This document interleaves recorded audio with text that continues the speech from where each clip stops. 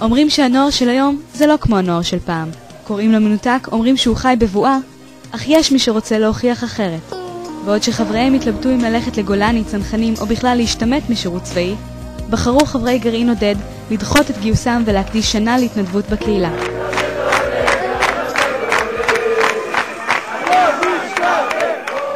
זה השנה הכי מדהימה שיכולה להיות, ואני הכי שמח בעולם שזו ההחלטה שלקחתי. לא אכפת לי שאומרים לי, אתה מבזבז שנה מהחיים שלך, מה, 4 שנים עכשיו עד שתסיים צה"ל? ממש לא מזוז. אני רואה כאילו שאני חוזר הביתה ויושב מול אנשים חברים מאוד קרובים שלי שרואים, ואנשים קולטים סביבי ואומרים לי, משהו השתנה בך, חיות, מדהים מה שהשנה הזאת. נראה כי המשימה החלוצית לדור זה היא לא ללכת למקומות נטושים ולהקים בהם נקודות התיישבות, אלא דווקא להתחיל חלוציות במקומות המשוועים לסיוע. אני רואה דברים שלא ראיתי פעם, אני חווה דברים שלא ראיתי פעם, ולדעתי זה מה שטוב כאילו בשנה הזאת. אני אומר לך דברים חדשים גם לפני הצבא ומכוון אותך לגמרי. וכל אחד היום אומר, אני לא יכול לעשות כלום, מה זה כבר יעשה, כמה זה כבר ישפיע, מה אני יכול לעשות, מה זה, אז הנה, אז עושים. פשוט קמים ועושים, אם רוצים הכל יכול להיות. במסגרת הפעילות בגרעין התעורר הרצון בקרב החברים לפעול למען המעגל הרחב יותר של החברה. לא להתמקד רק בהתיישבות העובדת, אלא לתרום לכלל החברה הישראלית. עבודת קודש, עבודת קודש.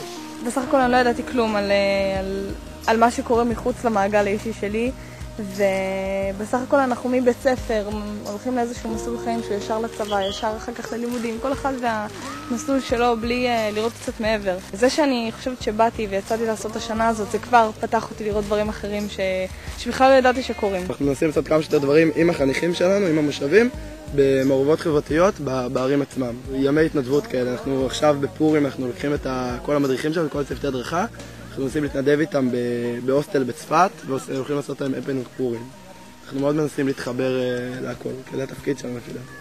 כביטוי לרצון לפעול מחוץ למעגל הכפרי של החברה, יזמו חברי הגרעין סמינר שכל כולו הוקדש לקהילה, וניסו להגשים את הערכים והאידיאלים עליהם הם מדברים בפעולות. המטרות של הסמינר בעיקר זה לממש את כל הדיבורים ולעשות אותם באמת, ולעשות מעורבות חברתית אמיתית. זאת רק התנדבות אחת מתוך 3 התנדבויות.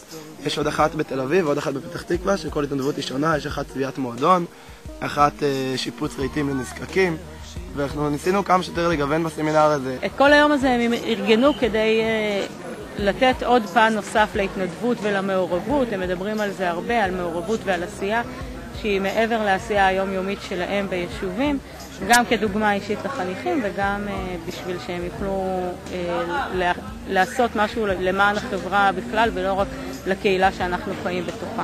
זה כוח אדיר, זה 120 חבר'ה שביחד קמים לוקחים אוטובוס בשביל ללכת לעשות משהו גדול. זה כוח מדהים, זה כיף גם, זה נותן תחושה כזאת טובה. בעוד מספר חודשים יגזזו להם את מחלפות השיער. מאידיאולוגים מגשימים הם יהפכו לטירונים בצה"ל, ומשדות הברוקולי יעברו חלקם לשדה הקרב. מה שבטוח זה שרוח ההתנדבות תלווה אותם גם בהמשך הדרך.